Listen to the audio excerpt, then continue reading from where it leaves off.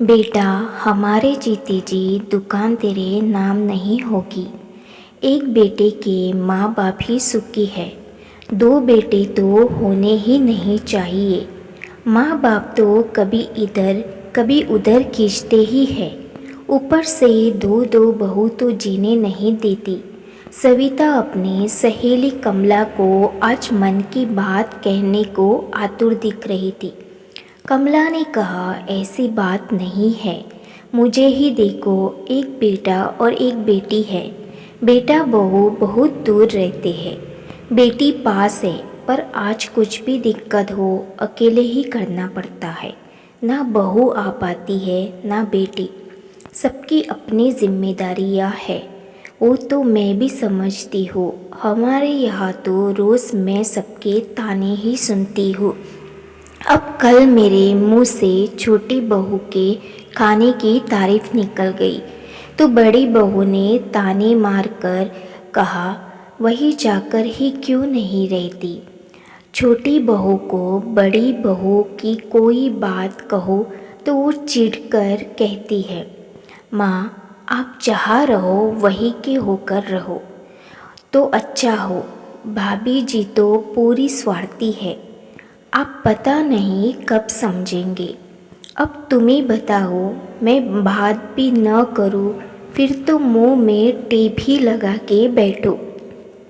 कमला ने समझाया, देख सविता, जहाँ बर्तन हो तो कन के बिना नहीं रहते। तेरे बेटे सही है तो फिर क्या चिंता। हाँ बहन, छोटा बेटा तो सही ही है, वो तो बाहर जॉब करता है, पर अभी बड़ा बेटा अनिल पापा की दुकान में बैठता है। छोटे बेटे ने तो पढ़ाई ज़्यादा की तो वो नौकरी करता है। बड़ा बेटा दुकान में बैठता है। अब बड़ा बेटा दुकान अपने नाम करने की बात करता है। काम तो देखो वही ज़्यादा दिखता है, पर दुकान तो इसके नाम कैसे करे। आज दुकान बेचो तो 3 करोड़ की है, एक बेटे को कैसे दी। बड़ी बहू उठते बैठते कहती रहती है, हम आपको अपने साथ रखते हैं तो हक भी हमारा है। ले देकर एक दुकान ही है जिसका हमें सहारा है। मायूसी से भर उठी सविता, सविता तुम अपने जीते जी तो मत देना, वसीयत बना दो वो अलग बात है, दुकान नाम कर दी तो तुम उनके मोहताज हो जाओगी। हाँ कमला यही सोचकर चुप हो जाती है। अब दुकान भी कम जाती है, पूरा व्यापार उसी के हाथ है। हम तो अभी से पैसे की मोहताज है, आने वाला समय कैसा चलेगा पता नहीं। चिंतित से सविता बोली, चलती हूँ, कल मिलेंगे, मैंने तुम्हें ही परेशान कर दिया। सविता जाने लगी। कभी तुम दोनों चाय पर आओ। आऊँगी कहकर दोनों सहेली अपने अपने घर चली गई। कमला ने अपने पति से सविता की परेशानी कही। कमला के पति स्वावलंबी और थोड़े दबंग है।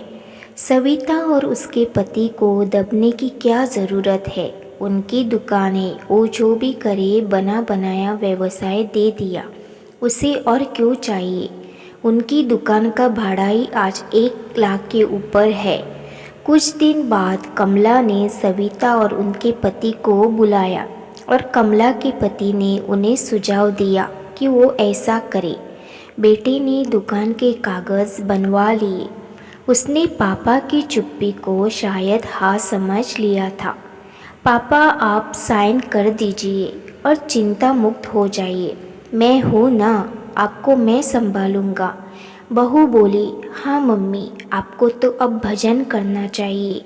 बेटा दुकान तो मेरी है, मैंने दुकान के तो हिस्से अभी करने ही नहीं हैं, न अभी तेरी माँ और मैं मरने जा रहे हैं। एक काम कर, तू या तो दुकान खाली कर या दुकान का भाड़ा हमें दे। पापा आप कितनी अच्छी बात करते हो, आप दोनों हमारे पास रहते हो, हम आपका खर्चा चलाते तो है। हाँ बेटा, रोटी तो तुम अपने नौकर को भी खिलाते हो, तुमको मैं दुकान फ़िलहाल नहीं दूंगा।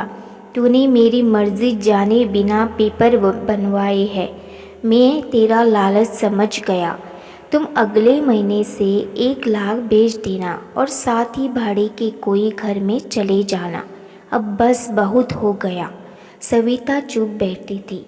माँ, आप पापा को समझाओ, ऐसा कोई माँ बाप करते हैं क्या? बेटा, हम भी नहीं चाहते तुम्हारे साथ ऐसा करे। तुम अपने भाई का, माँ का, पिता का हक मारने की चेष्टा करोगे तो यही होगा। बड़े बेटे को समझ आ गया, अब मेरी नहीं चलेगी। माफ़ी मांग बोला, पापा घर से मत निकालो, अब मैं आपको हर महीने रुपये दे दूँगा। मैं भी वसीयत ही बनाऊँगा, तुम्हें तुम्हारा हिस्सा हमारे मरने पर ही मिलेगा। अब घर में इज्जत करने लगी थी बड़ी बहू।